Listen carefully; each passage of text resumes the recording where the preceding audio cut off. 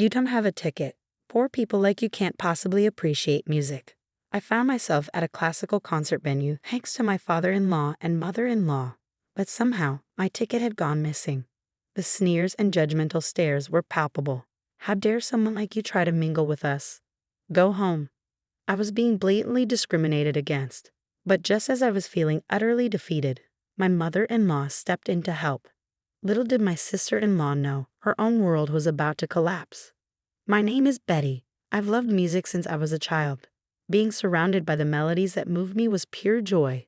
But I was shy and introverted, so I mostly played with toy instruments alone. My family wasn't wealthy, so music lessons were out of the question.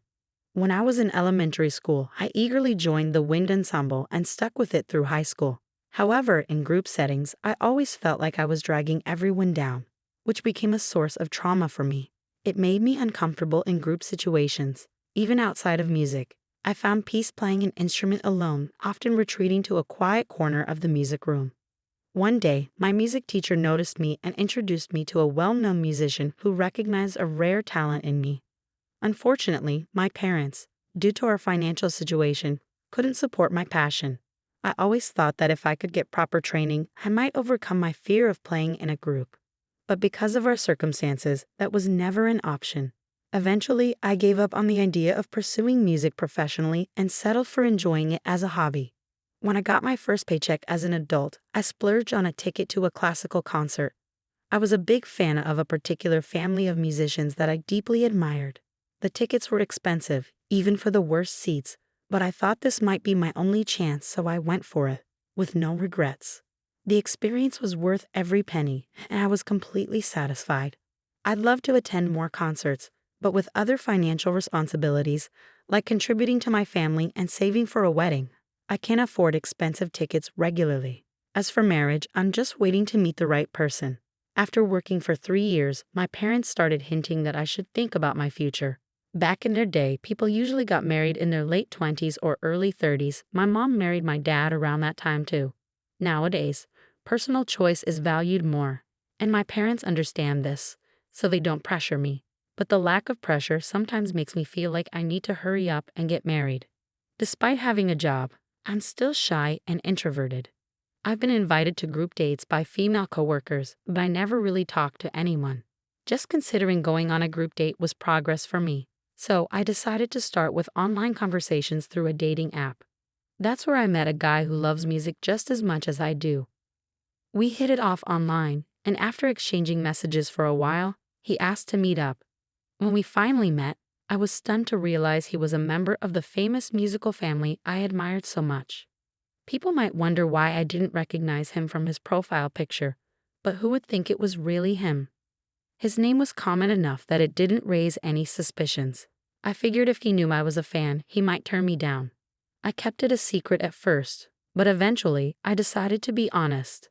I told him about my shyness and how uncomfortable I am in large groups.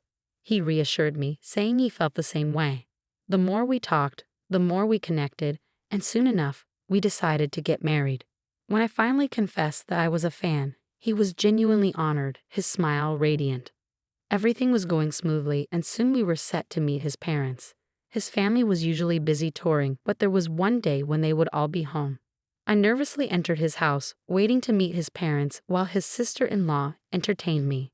She casually mentioned, "As you might know, we're a musical family. If you can't at least play the violin, you're not really part of the family, you know." I was in trouble. I had never touched a violin in my life. The school's band club didn't even have violins. Just when I thought I was doomed, his parents stepped in, saying, "If she has musical skills, any instrument will do." But his sister-in-law insisted on the violin. Then he spoke up, "Mom, don't we have a practice violin we can borrow? Can you give Betty and me some time for a quick lesson?" His mother agreed, smiling. "Why not? It'll be interesting to see what you can do in an hour." A string instrument and a violin at that. I wasn't confident I could even make a sound in just an hour. But he reassured me, "Trust me, Betty, you'll be fine." I took his word for it and even asked my mother-in-law if I could borrow her violin. It was my first time holding a violin, let alone playing one. Honestly, I was terrible. But "Twinkle, Twinkle, Little Star" was a song I knew well. So I focused on putting emotion into my playing since my technique was non-existent. "You're doing great, Betty," my mother-in-law encouraged me. "Just making a sound on the violin is hard. You've come a long way, especially considering it's your first time. You're giving the music the respect it deserves." My husband also praised me, saying, "You move me," and gave me a big round of applause. The only one who looked unimpressed was my sister-in-law. I guess she expected me to embarrass myself and never imagined I'd actually be liked by her mother.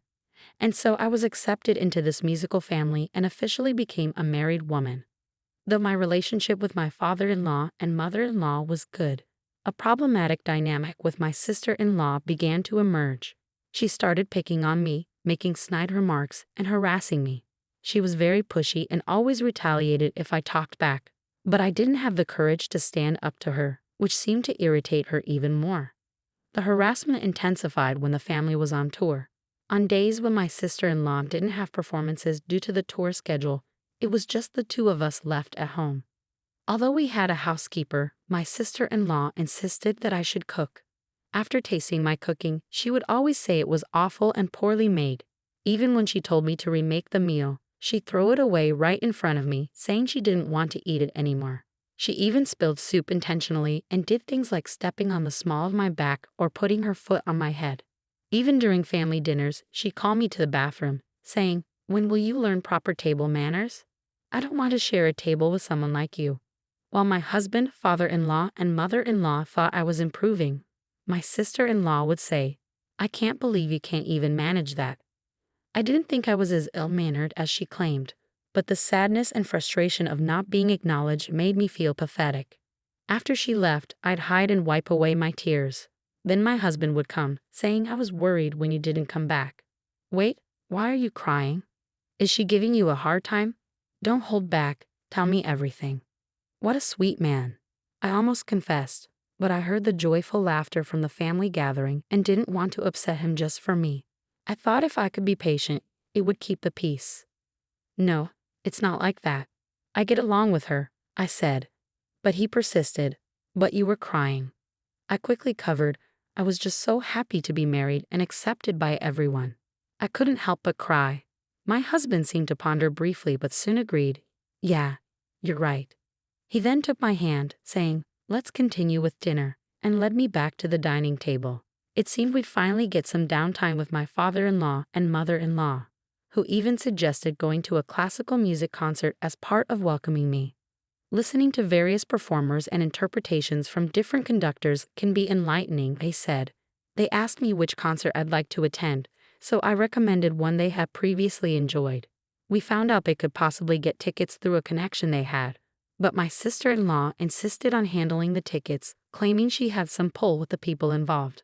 On the day of the event, we arrived at the venue, and my sister-in-law headed over to the staff entrance. After a brief chat with the staff, she returned with something that looked like tickets. One by one, she handed them out to everyone, except me. "People who are broke wouldn't understand music anywhere, right?" she sneered. "Excuse me, you and I are on different levels. Know your place and go home. You don't belong here." My husband offered to ask if there were any spare tickets available, but I didn't want to worsen my sister-in-law's mood and make things uncomfortable for everyone else. So I decided it was best to leave and started pulling my husband away. But then my mother-in-law, who had been silent, intervened. "Wait, Betty, you're not the one who needs to leave. It's her who's always mistreating you," she said, pointing at my sister-in-law. "Why me?" my sister-in-law protested. "Listening to music has nothing to do with being rich or poor. People have their own ways to enjoy it. It's not for others to interfere," my mother-in-law scolded. Sister-in-law, who had always been cold to me, shot back, "You think I don't know? It's obvious something's been going on behind my back." "That's not true," my mother-in-law responded calmly. "But I find your envious heart far more impoverished." My brother-in-law, who had been quiet until now, chimed in, "Aren't you always sleeping through concerts? You may not realize it, but it's glaringly obvious." He chuckled, adding, "Sure, you graduated from a music conservatory and won some awards. But you became complacent and stopped improving. If you're going to talk about what music is, then you should first strive to be better yourself." Brother-in-law regretted that he couldn't be more straightforward with his wife about her lacking skills and attitude as a musician. but doing blatant harm to his brother's wife was something he couldn't stomach. You have neither awareness nor ambition as a musician. I think it's time for you to leave our family. I'm tired of supporting someone who shows no promise of growth, he said, seizing the opportunity to finally express his frustration. You're one to talk, old lady, his sister-in-law retorted, her voice dripping with disdain. Your music sense is so outdated I can't even listen to it. It's the sound of someone who caters to the poor. So of course, I'd be thrilled to leave this awful musical family. Her strong words echoed in the room as she declared she would go solo, make a fortune, and prove everyone wrong. I had always thought people like her were incapable of self-reflection, but I didn't expect this level of rage. In the end, she stormed off, throwing a concert ticket on the ground. My mother-in-law calmly picked it up and handed it to me. Let's go, she said, taking my hand, and we walked out together. My second experience with a classical concert was truly moving. Different musicians and conductors bring a unique vibe and structure to the same piece. I marveled at how the same composition could sound so different, discovering new interpretations and learning so much. My mother-in-law seemed to notice my enthusiasm. After the tension between my brother-in-law and sister-in-law reached a boiling point, their marriage eventually ended in divorce. My former sister-in-law hastily organized her solo concert, ignoring advice and overconfidently renting a venue that held 5,000 people. Even popular classical concerts rarely fill such large spaces, so it was no surprise when tickets didn't sell. She ended up buying many herself to make the hall look less empty. Her merchandise sat unsold, leaving her with an overstocked warehouse. Her second solo concert was equally disastrous, attracting only a handful of attendees. Lacking both talent and a likable personality, she became unpopular, and online criticism abounded. Unable to pay her staff or cover other costs, she quickly sank into debt. Attempts at street performances were met with harsh comments like, "You're terrible, stop annoying us," and even resulted in water being thrown at her. Meanwhile, my mother-in-law suggested that I should get professional music training, given my apparent talent. I was both surprised and delighted by the suggestion, though I felt it was a bit late to start learning an instrument, but it felt like an opportunity I had once given up on was presenting itself again, and I couldn't believe it.